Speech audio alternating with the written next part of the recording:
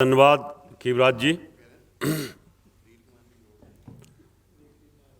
आज के इस प्रोग्राम के आयोजक डॉक्टर सतपाल भारद्वाज जी, मंच पर उपस्थित इस यूनिवर्सिटी के विशाल यूनिवर्सिटी के वाइस चांसलर साहब सिन्हा जी जो हमारे मध्य में हैं, बड़े विद्वान हैं, वैज्ञानिक भी हैं, ज्योतिष की बारीकियों के बारे में अपना बड़ा अच्छा मत रखते हैं।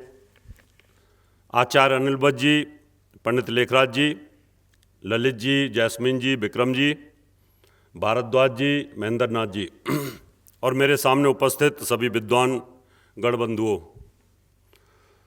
वाइस चांसलर साहब से मैं निवेदन करूंगा कि वो बताएं कि आज ज्योतिष के बारे में किस टॉपिक पे बोला जाए। आप की कोई जिज्ञासा है जिस टॉपिक पे बोला जाए तो वही टॉपिक लिया जाए क्योंकि आप जैसे विद्वान, साइंटिस्ट, प्रज्ञा बुद्धि के मालिक जो इतने बड़े पदों पर आसीन हैं, ज्योतिष को बहुत कम मानते हैं लोग। उसका कारण भी हम लोग ही रहे हैं। कुछ तो अंग्रेज रहे, कुछ मुगल रहे, और बाद में जो सरकारें आईं वो भी ऐसी सरकारें आ गई थी दुर्भाग्य से कि उन्होंने इन चीज़ों को समझा नहीं। तो आज सब लोग हम आपस में चर्चा कर सकते हैं। मैं तो अपनी बात रखूंगा ही, लेकिन चांसलर साहब से मैं चाहूँगा फिर अगर आपका इस जैसे अभी हस्तरेखा के बारे में लेखराज जी ने कहा, बारीकी से वो इस विद्या के मास्टर हैं। ज्योतिष एक विज्ञान है। ज्योतिष के बारे में अगर आपके दिमाग में कोई इस तरह का विषय आता है तो मुझे बताएं, फिर मैं उस पर अपना वक्तव्य रखूंगा। मैं इतना ही कहूँगा कि जिस ज्ञान के बारे में जानकारी नहीं है मुझे, तो मैं ये नहीं मानता हूँ कि वो ज्ञान नहीं है।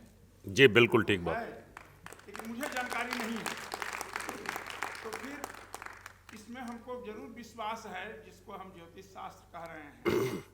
बस विश्वास है, ज्ञान नहीं है, क्योंकि हमने उसकी पढ़ाई नहीं किया कभी या कोई प्रैक्टिस नहीं किया है मैंने उसमें जी। लेकिन इतना मैं जरूर जानता हूँ कि कई ऐसे मेरे जैसे वैज्ञानिक हैं जिन्होंने हस्तरेखा को जेनेटिक्स के साथ जोड़ा है, डीएनए उसकी पूरी मैपिंग किया है, और उसके आधार पर जो उन्होंने इंटरप्रिटेशन किया है तो वो कहीं न कहीं ज्योतिष शास्त्र के साथ मेल खाता था। बिल्कुल ठीक है। पूरी दुनिया में वो यहीं के हिंदुस्तान के ही रहने वाले हैं वो वैज्ञानिक। तो इस तरह से कि है क्या कि ये पढ़ाई इसकी बहुत कम जगह होती है जी, और किसी भी ज्ञान को अगर हम केवल पेशा से जोड़ करके रखेंगे तो कभी नहीं बढ़ेगा, वो कभी नहीं बढ़ेगा। हमें पेशा को भी रखना है और ज्ञान को बढ़ाना भी है। जी बिल्कुल ठीक बात है। जब हम यही एक ऐसा धन है जो हम जितना बांटेंगे उतना बढ़ेगा। ठीक है, विद्या धन है। ठीक है। मेरा आप जैसे विद्वत जन से यही आग्रह है कि आप जिस विधा में, जिस ज्ञान में, जिसमें भी पारंगत हैं या जिसमें पूरे कॉन्फिडेंस है, आप बाकी लोगों को भी बताएं। बहुत बहुत धन्यवाद। तो इस मामले में अनपढ़ अपने को मानता हूं, यहाँ ज्योतिष विज्ञान में, ज्योतिष शास्त्र में आप लोगों के बीच बैठ करके अपने को बहुत ही धन्य समझ रहा हूं। और मैं अगर कुछ भी थोड़े बहुत सुन करके कुछ ज्ञान प्राप्ति हो जाएगी तो शायद मैं अपने को बहुत धन्यवाद। बहुत बहुत धन्यवाद। मेरा आग्रह है कि आप वैज्ञानिकों के लिए ये जो ब्रह्मांड है ये खोज का विषय है, और हमारे ऋषियों ने इसको बहुत पहले खोज लिया था। यत पिंडे तत् ब्रह्मांडे। मैं आज यहां से शुरुआत करता हूं कि जो ब्रह्मांड है, बड़ा ब्रह्मांड है, इस ब्रह्मांड का हमारे जीवन के साथ क्या संबंध है? इस ब्रह्मांड का इस पृथ्वी के ऊपर जो जीव जंतु हैं उनके साथ क्या संबंध है। ये ब्रह्मांड में ग्रह भगवान ने क्यों घुमाए। विज्ञान तो ये बोलता है कि सूर्य का फ्यूजन हुआ था, सूर्य फटा था और उसमें से टुकड़े हुए तो पृथ्वी बनी, फिर चंद्रमा बना, ऐसे धीरे धीरे ये ग्रह बने, ऐसा हमने पढ़ा है। लेकिन साइंस ही ये कहती है कि अगर किसी पहाड़ के अंदर सड़क बनानी हो और उसमें बम डाल दो तो बड़े बड़े जो पत्थर हैं वो नज़दीक गिरते हैं और छोटे छोटे पत्थर शीशे तोड़ देते हैं गाड़ियों के दूर दूर जा करके। यानी जहां विस्फोट होता है वहीं पर बड़े बड़े पत्थर गिरते हैं। किसी बिल्डिंग में अगर आप विस्फोट करोगे तो बिल्डिंग बड़ी बड़ी चीज़ें वहीं गिर जाती हैं और छोटी छोटी दूर तक उछट के जाती हैं। इसका मतलब सूर्य का फ्यूजन हुआ तो बृहस्पति और शनि तो बहुत बड़े ग्रह हैं, वो सूर्य की ऑर्बिट से इतनी दूर कैसे चले गए। और बुध बहुत छोटा ग्रह है, वो सूर्य के चारों तरफ कैसे घूम रहा है। और उसकी दूसरी कक्षा के अंदर शुक्र घूम रहा है, सोचने वाला विषय है। और फिर तीसरी कक्षा के अंदर पृथ्वी घूम रही है और पृथ्वी के फिर चारों तरफ चंद्रमा घूम रहा है, वो पृथ्वी की सुरक्षा के लिए घूम रहा है। हम पहले पूछते थे कि चंदा मामा दूर के, चंदा को मामा क्यों बोला गया? क्योंकि वो पृथ्वी की सुरक्षा करता है। जैसे एक भाई बहन की सुरक्षा करता है, ऐसे पृथ्वी की सुरक्षा करता है चंद्रमा। अभी विज्ञान बोल रहा है कि चंद्रमा धीरे धीरे अपनी ऑर्बिट से दूर जा रहा है। हमारे एक आध दो सहयोगी भी ऐसे ही बोलते हैं, ज्योतिषी, उनको पढ़ करके चंद्रमा दूर जा रहा है, चंद्रमा एक दिन बाहर निकल जाएगा। चंद्रमा कहां बाहर निकल जाएगा? किधर निकल के जाएगा चंद्रमा?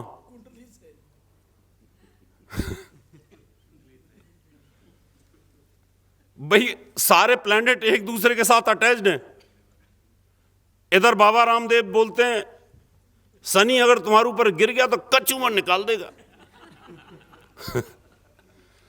अब उस व्यक्ति को यह नहीं पता कि शनि हमारे ऊपर गिर ही नहीं सकता, कि शनि की इतनी दूर ऑर्बिट है, वो लास्ट कक्षा में है, वो पृथ्वी की कक्षा में ही नहीं आ सकता।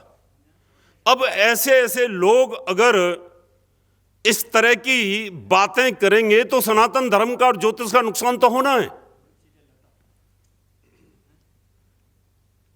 सदगुरु जैसे आदमी अगर ज्योतिष की बुराई करेंगे तो ज्योतिष का नुकसान तो होगा। बाबा रामदेव जैसे आदमी अगर इसको समझेंगे ही नहीं तो नुकसान तो होगा। अभी कल परसों दोनों दिन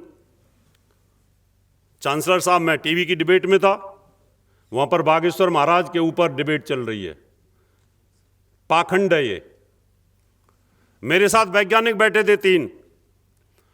उन वैज्ञानिकों से जब मैंने कहा कि पाखंड नहीं है, ये प्रॉपर एक विज्ञान है, ये साइंस है, आध्यात्म का सिद्धांत है, ये काम करता है।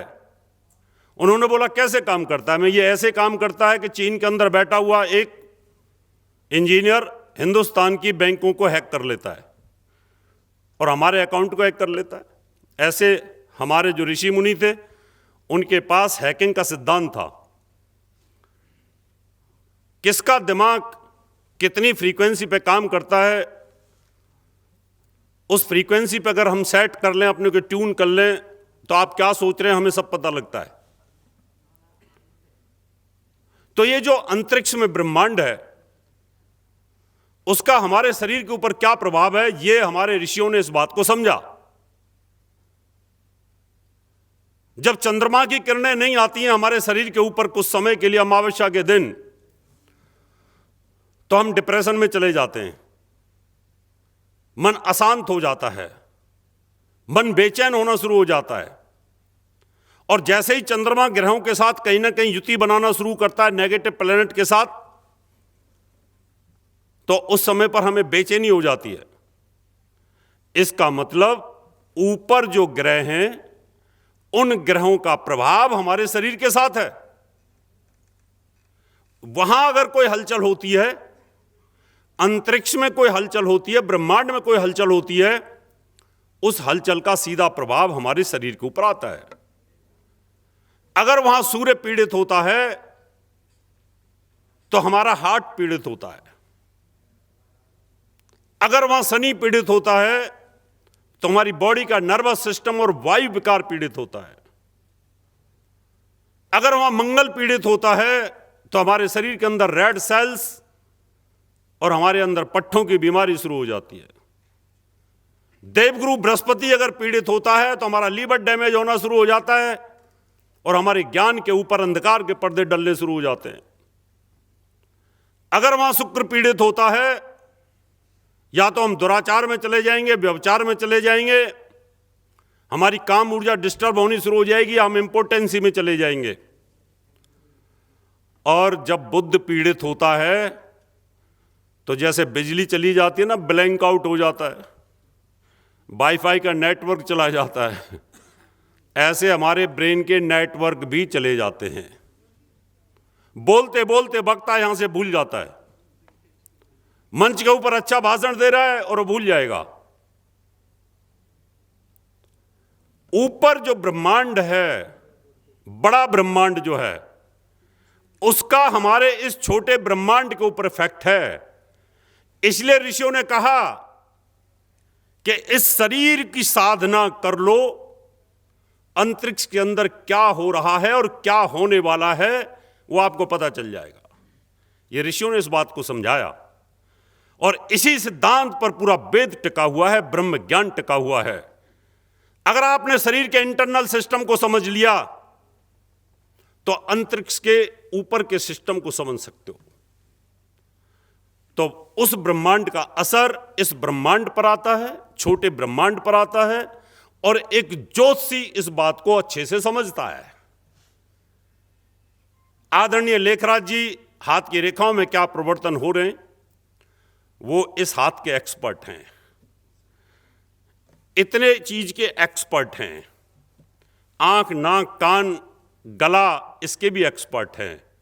और अगर इंटरनल एक्सपर्ट हो जाए तो फिर तो ब्रह्मज्ञानी बनी जाएंगे ना।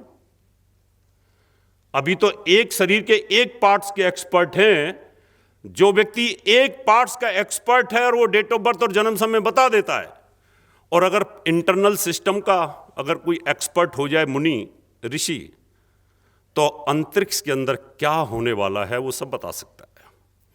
यह आध्यात्म का विषय है और ज्योतिषी को बहुत बड़ा आध्यात्म होना चाहिए, जैसे मैंने कल भी बताया था। तो ज्योतिष जो विज्ञान है ये परा और अपरा के ऊपर डिपेंड करता है।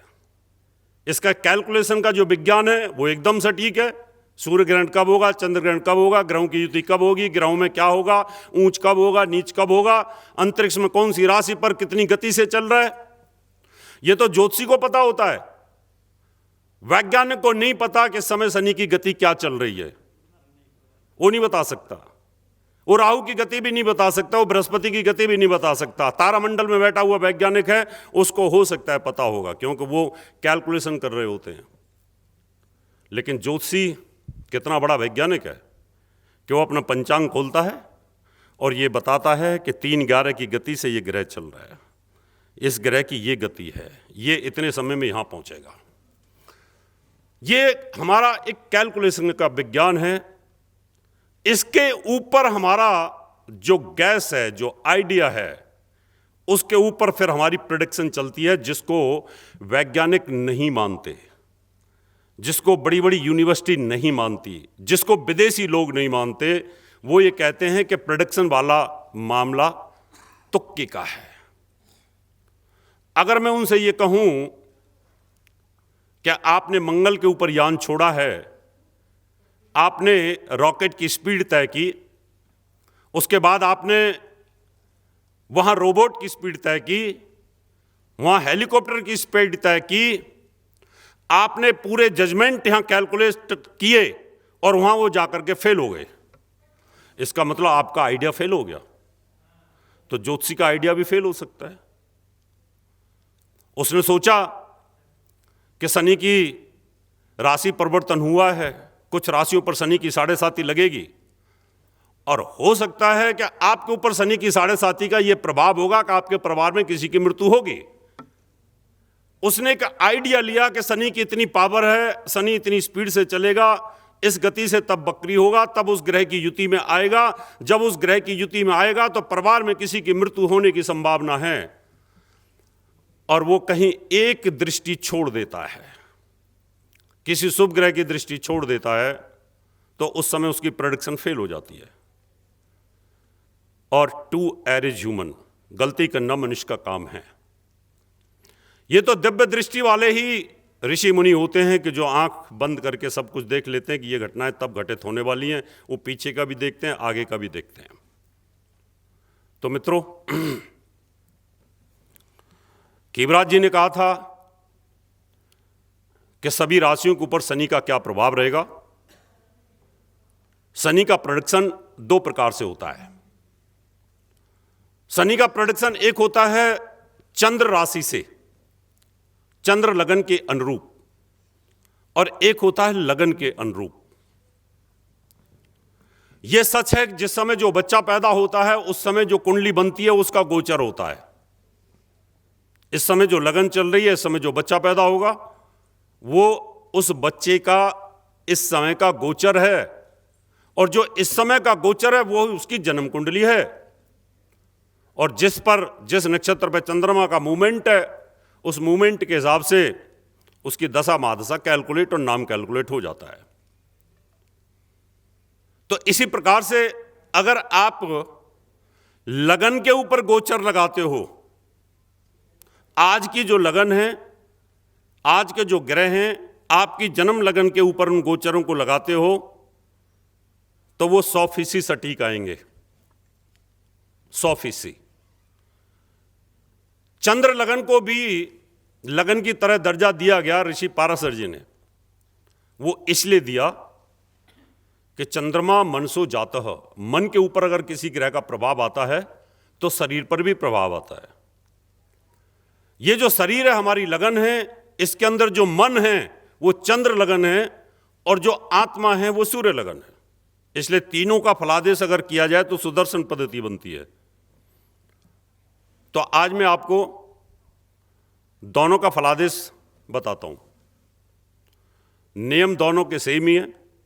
ऋषि पाराशर जी कहते हैं कि जहां चंद्रमा है वो चंद्र लगन है, और चंद्र लगन से शनि की 7.5 इसलिए देखी जाती है बजाय लगन के।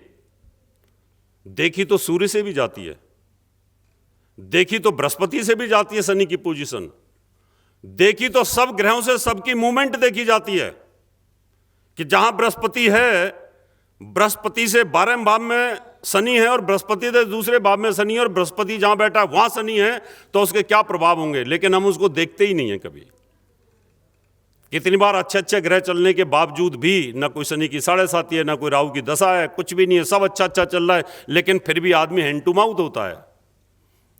फिर हम ये देख नहीं पाते कि हमारी सूर्य लगन के ऊपर शनि का मूवमेंट चल रहा है, और हम भयंकर तकलीफ में होते हैं।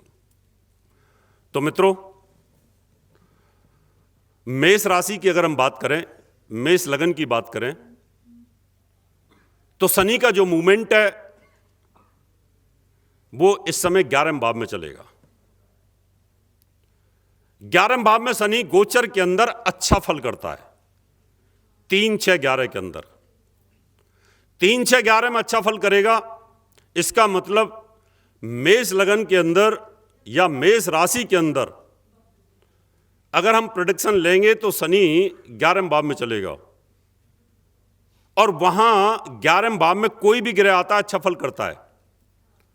लेकिन पाराशर जी ने साथ में कुछ शर्तें लगाई। उन्होंने शर्तें लगा दी ये कि मैं यहां बोल रहा हूं और मेरे सामने कोई आदमी बैठ करके मुझे ऐसे ऐसे करता रहे, मैं स्पीच दूं उधर से फिर ऐसे ऐसे कर दे, फिर मैं बोलना शुरू कर दूं फिर ऐसे ऐसे कर दे, तो मेरा ध्यान भटक जाएगा। कई बार नेता जब स्पीच दे रहा होता है तो हूटिंग कर देते हैं या काला झंडा दिखा देते हैं ऐसे, तो उसका दिमाग खराब करने के लिए होता है। तो ऋषि पाराशर जी ये कहते हैं कि जब तुम कोई काम करते हो तो तुम्हें हर्डल्स आती हैं, तुम्हें टेंशन क्रिएट करेगा। कोई या तो तुम्हारा बॉस करेगा, या तुम्हारा चपरासी करेगा, तुम्हारा जूनियर असिस्टेंट करेगा, तुम्हारा कुछ ना कुछ तो कोई ना कोई प्रॉब्लम क्रिएट करेगा। वो कोई ना कोई तो तकलीफ देने वाला होगा। तो शनि अगर 11वें भाव में अच्छा फल करेगा तो शनि और सूर्य ये दोनों जो होते हैं पिता पुत्र का दर्जा इनको प्राप्त है। पिता पुत्र इसलिए नहीं है कि सूर्य तो सबका पिता ही माना गया है, क्योंकि सूर्य से सभी ग्रहों का संचालन होता है, कि वो आदमी हैं दो, इसलिए नहीं। इनका दूसरा कारण है कि पिता पुत्र होने का। तो जब ये दोनों आमने सामने अगर आ जाते हैं, सूर्य को छोड़ करके बाकी कोई ग्रह अगर शनि के सामने आएगा, जहां 11वें भाव के अंदर अगर चलेगा, और 11वें भाव से अगर 5वें भाव में कोई ग्रह बैठेगा, तो सूर्य की जो शुभता है उसका वध कर देता है, यानी उसका वैध कर देता है। शनि की शुभता को सूर्य को छोड़ करके, यानी मैं यहां पर अगर स्पीच दे रहा हूं और मेरे सामने मेरे मित्र को छोड़ करके और बाकी के कोई आ जाएं तो मुझे तकलीफ दे सकते हैं। अब मेष राशि या मेष लग्न वालों के लिए शनि का जो मूवमेंट है वो तो 11वें भाव में चलेगा। हमने कहा 11वें भाव में लाभ देगा, अच्छा फल करेगा, फलाना फल करेगा, ढिकना फल करेगा, ऐसे हमने बोलना शुरू कर दिया। और कुछ समय के लिए वहां पर मंगल आ जाए 45 दिन के लिए, तो 45 दिन के लिए आपका जो शनि का फल है वो कमजोर हो जाएगा। या वहां पर राहु आ जाए 1.5 साल के लिए, तो 2.5 साल का जो शनि का जो फल है वो कमजोर हो जाएगा। वहां पर बुध आ जाए आपका 18 या 20 दिन के लिए, तो उतने समय के लिए आपका फल कमजोर हो जाएगा। शनि बड़ा अच्छा फल कर रहा है, 2.25 दिन के लिए अगर चंद्रमा आ जाता है तो उसके फल को वीक कर देगा, कमजोर कर देगा। ये बारीकियां हैं, ज्योतिष की बहुत बारीकियां हैं जिनको ज्योतिषी लोग देखते नहीं हैं। और वहां फलादेश जब कमजोर हो जाता है तो फिर हम सोचते हैं कि यहां फलादेश कमजोर क्यों हो गया। इसी प्रकार से शनि जो होता है तीसरे भाव के अंदर भी अच्छा फल करता है। तीसरे भाव में अगर अच्छा फल करेगा और 12वें भाव में कोई ग्रह बैठा हो सूर्य को छोड़ करके, तो वहां पर शनि फिर निष्फली होना शुरू हो जाता है। यानी जैसे भीष्म पितामह के सामने शिखंडी को खड़ा कर दिया तो उन्होंने हथियार डाल दिए और उनको मार दिया गया। तो ऐसे ही यहां पर जो अच्छा फल करने वाला है वो अच्छा फल नहीं कर पाता। अब कोई वैज्ञानिक तुरंत यहां बैठा होता तो मेरे से पूछता कि यूनिवर्स में ऐसा क्यों होता है। शनि वहां है इतनी दूर, लास्ट ऑर्बिट में है। शनि तीसरे भाव के अंदर मूवमेंट कर रहा है और 12वें भाव के अंदर अगर वहां कोई ग्रह बैठा है तो उसके फल को क्यों कमजोर कर देता है। This is the theory of the reflection in universe. वो थ्योरी ये इसलिए है कि यहां पर शनि है तीसरे भाव के अंदर, ये शनि है यहां अच्छा फल करना चाहता है। सूर्य की किरण शनि के ऊपर आ रही है, शनि रिफ्लेक्ट करके पृथ्वी को दे रहा है, और इधर से अगर एक ग्रह और यहां सामने आ जाए ये इसकी रिफ्लेक्शन को काट देगा। जैसे इसकी रिफ्लेक्शन कटेगी पृथ्वी के ऊपर, तो पृथ्वी के ऊपर इसकी जो शुभता है वो खत्म हो जाएगी। मेरे को यहां से कैमरामैन लाइट दे मेरे फेस को चमकाने के लिए, इधर से एक आदमी और लाइट मार दे उस लाइट को काटने के लिए, तो मेरी एक तरफ शैडो आ जाएगी। और जब हम शूटिंग स्टूडियोज में होते हैं तो लाइटमैन इन लाइटों को सेट कर रहे होते हैं कि देखो इधर से शैडो आ रही है, इधर से शैडो आ रही है, काली पीली शैडो आती हैं। अब आप देखिए ऋषि कितने बड़े वैज्ञानिक थे, उन्होंने कितना ध्यान लगाया होगा, इनकी दृष्टियों पे कितना सोचा होगा। ग्रह कोई देखता थोड़ी है, ग्रह देखता कोई नहीं है कि सप्तम दृष्टि से ग्रह देख रहा है। हमने कहा अरे तुम्हारा तो शनि देख रहा है, देखता नहीं है कि सूर्य की रोशनी सीधी शनि के ऊपर जाती है, वहां से वो सप्तम रिफ्लेक्ट करता है, उसका जो बनने का तरीका, उसके चारों तरफ जो बलय बनी हुई हैं, इस तरीके से बलय बनी हुई हैं, जब सूर्य की रिफ्लेक्शंस आती है तो वो बलय तिरछी होकर के तीसरी नज़र पर चली जाती है और 10वीं नज़र चली जाती है उसकी। कितने महान हमारे ऋषि थे। आज मैं तो कहता हूं कि तारामंडल के अंदर ज्योतिषी भी अगर हो और यूनिवर्स के जो वैज्ञानिक है अगर वहां भी ज्योतिषी हो, ज्योतिषी ऐसा नहीं कि जो गोलगप्पे खिलाने वाला हो ज्योतिषी भी कम से कम पढ़ा लिखा हो, जिसको यूनिवर्स की नॉलेज हो, एस्ट्रोनॉमी की नॉलेज हो, जैसे आदरणीय लेखराज जी ने कहा कि एस्ट्रोनॉमी, अगर उसको उन चीज़ों का वैज्ञानिक रहस्य पता है तो बहुत कुछ हम हिंदुस्तान दोबारा से इस ज्ञान को देने में सक्षम होगा। और मेरा दावा है कि अगर इस तरह की वेधशालाएं दोबारा से अगर बन जाएं तो दोबारा से वही ऋषि पाराशर जी का युग आ सकता है। ये गारंटी की बात है।